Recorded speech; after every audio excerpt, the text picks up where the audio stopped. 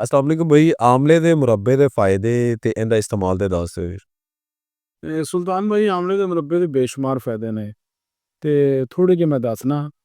ਇਹ ਖਾਸ ਤੌਰ ਤੇ ਨਿਜ਼ਾਮੇ ਹਜ਼ਮ ਨੂੰ ਬੜਾ ਬਿਹਤਰੀਨ ਬਣਾ ਦਿੰਦੇ ਨੇ, ਚੰਗਾ ਕਰ ਦਿੰਦੇ ਨੇ ਤੇ ਭੁੱਖ ਨੂੰ ਬਹੁਤ ਜ਼ਿਆਦਾ ਵਧਾਉਂਦੀ ਹੈ ਆਪਣਾ ਆਮਲੇ ठीक ਦਾ है। ਮੁਰੱਬਾ। ਤੇ ਸੰਗਰੈਣੀ ਜਿਹੜੀ ਦਿੰਦੇ ਅਕਸਰ ਯਾਨੀ ਕਿ ਖਾਣਾ ਖਾਣ ਤੋਂ ਬਾਅਦ ਜਿਹੜਾ ਪਖਾਨਾ ਆ ਜਾਂਦਾ ਹੈ ਨਾ ਸੰਗਰੈਣੀ ਦਾ, ਯਾਨੀ ਕੱਚਾ ਹੀ ਪਖਾਨਾ ਆ ਜਾਂਦਾ, ਉਹਦੇ ਵਾਸਤੇ ਇੰਤਹਾਈ ਅੱਛੀ ਚੀਜ਼ ਹੈ। जिन्हें लोग खाना खान तो फौरी बाद जिन्हें पखाना आ जाता है। ਉਹਨਾਂ ਵਾਸਤੇ ਵੀ ਆਮਲੇ ਦਾ ਮੁਰੱਬਾ ਬੜਾ ਅੱਛਾ ਦੋ, ਲੇਕਿਨ ਯਾਦ ਰੱਖਣਾ ਇਹ ਮੁਰੱਬਾ ਹਮੇਸ਼ਾ ਧੋ ਕੇ ਇਸਤੇਮਾਲ ਕਰਨਾ। ठीक है। ਤੇ ਇਸ ਹਾਰਟੀਆਂ ਵਾਸਤੇ ਵੀ ਬਿਹਤਰੀਨ ਕੰਮ ਕਰਦੀ ਤੇ ਖੂਨ ਦੀ ਕਮੀ ਵਾਸਤੇ ਵੀ ਇੰਤਹਾਈ ਅੱਛੀ ਚੀਜ਼ ਹੈ। ਵਿਟਾਮਿਨ ਸੀ ਹੋਣ ਦੀ ਵਜ੍ਹਾ ਨਾਲ ਬਹੁਤ ਜ਼ਿਆਦਾ ਜਿਸਮ ਨੂੰ ਤਾਕਤ ਵੀ ਦਿੰਦੀ ਹੈ, ਪੱਠਿਆਂ ਨੂੰ ਵੀ ਤਾਕਤ ਦਿੰਦੀ ਹੈ ਤੇ ਬਾਲਾਂ ਨੂੰ ਸਿਆਹ ਕਰਦੀ ਹੈ ਤੇ ਬਾਲਾਂ ਨੂੰ ਲੰਮਾ ਵੀ ਕਰਦੀ ਹੈ ਤੇ ਔਰ ਬਾਲਾਂ ਨੂੰ ਘਣਾ ਵੀ ਕਰਦੀ ਹੈ। ਠੀਕ ਹੈ।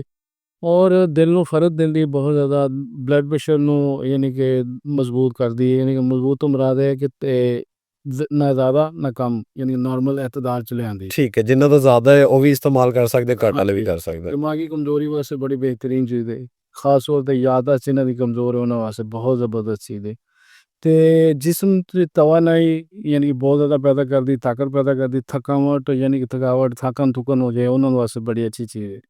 ਤੇ ਖਾਸ ਤੌਰ ਤੇ ਜਿਨ੍ਹਾਂ ਦੀ ਦੂਰ ਦੀ ਨਜ਼ਰ ਕਮਜ਼ੋਰ ਹੈ ਉਹਨਾਂ ਵਾਸਤੇ ਵੀ ਬੜੀ ਜ਼ਬਰਦਸਤ ਚੀਜ਼ ਹੈ। अच्छा भाई, इंदा मुरब्बा ही खा सकते या इंदा अचार भी वही फ़ायदा देगा? ਮੁਰੱਬਾ ਔਰ ਅਚਾਰ 'ਚ ਥੋੜ੍ਹਾ ਬਹੁਤ ਫਰਕ ਹੋ ਸਕਦਾ, ਉਹ ਖੱਟਾ ਹੋ ਜਾਂਦਾ ਹੈ ਲੇਕਿਨ ਮੁਰੱਬਾ ਮਿੱਠਾ ਹੁੰਦਾ ਹੈ।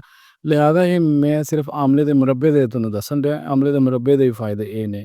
ठीक है। ਕਿਸੇ ਦਿਨ ਫਿਰ ਸਹੀ। ਤੇ ਰੋਜ਼ਾਨਾ ਖਾਣ ਦੀ ਤਰੀਕਾਕਾਰ ਹੈ, ਸੁਬਹ ਨਹਾਰ ਨੂੰ 2 ਦਾਣੇ ਧੋ ਕੇ ਖਾਣੇ ਨੇ। दारू सोने तो पहले भी ले सकते हैं। ਨਹੀਂ, ਸੁਬਹ ਟਾਈਮ ਜ਼ਿਆਦਾ ਬਿਹਤਰ। चलो बहुत शुक्रिया भाई।